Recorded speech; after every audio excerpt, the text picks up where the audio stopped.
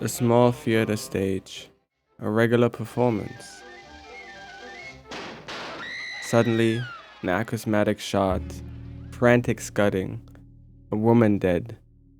Up in the rafters, a figure engulfed in shadows, eventually caught, gasping for air, confessing to the murder. Once a respected performer, driven to murder by a perfidious woman. A story as old as the wrinkled skin on the performer himself. In its entire being, The Great Flamarion is a sea film, yet it is anchored by one of Hollywood's first and greatest stars, Erich von Stroheim. How did he, the man who just 20 years earlier made Greed, stoop to this level? Keep away from me! Upon boarding Hollywood in 1909, Stroheim initially took up menial tasks, working as an extra and assistant to D.W. Griffith among others, before ascending to writing and directing duties after convincing Universal Studio head Carl Laemmle of his bravado. Foolish Wives of 1922 already showcased the profligacies and literalness one would come to associate Stroheim with. A man in control, yet also a man in need of control.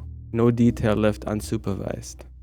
Like Griffith, Stroheim lived within the age of the director. When neither Foolish Wives nor his next film Merry-Go-Round, from which he was fired, turned a profit, tides slowly shifted. Stroheim's career would become one of detours, derailings, quarrels, and disappointments, with Stroheim vehemently fighting for his authorship against various studio heads, reaping the consequences thereof with firings, re-edits, and cancellations. As Colin Gallagher writes, with each firing, his ambition, one inherited from his teacher Griffith, intensified. His vision grew, and so did the disagreements.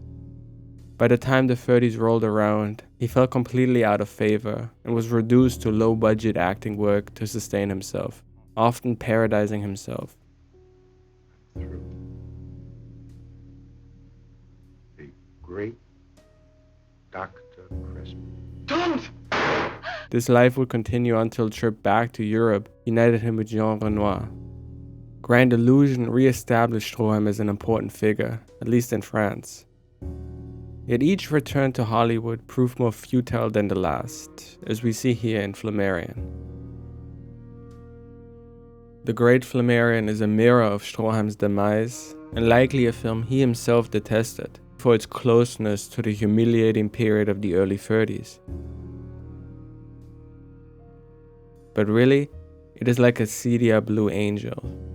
Two films of imperious, serious men whose vanity is both their defense mechanism and simultaneously the reason for their downfall. Has he any idea of how hard I had to work to get where I am? Flamarion is a meticulous professional, exact in his movement, perfect in his execution, always demanding the same of his co-performers.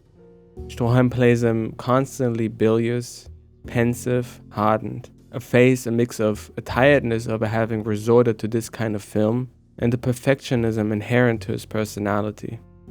One can immediately tell that he has outgrown the contemporaneous world. He's still a silent performer at heart, the way everything about him is in his face and body, at all times both inexpressive and ubiquitous.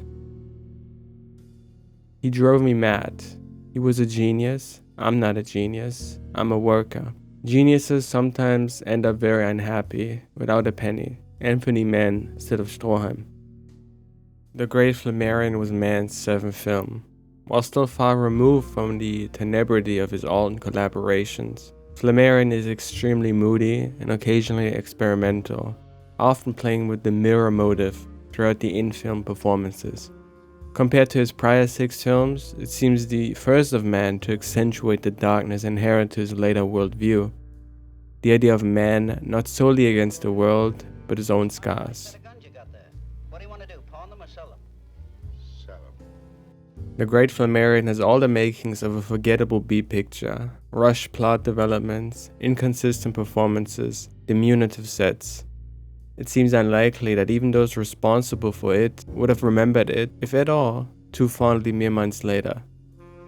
Its power comes from a force entirely extraneous to itself. Erich von Stroheim isn't Flamarion because the latter is so well written, or because Stroheim changes himself into him, but because the desperate nature the character is embedded in matches the one of the actor. They are one and the same.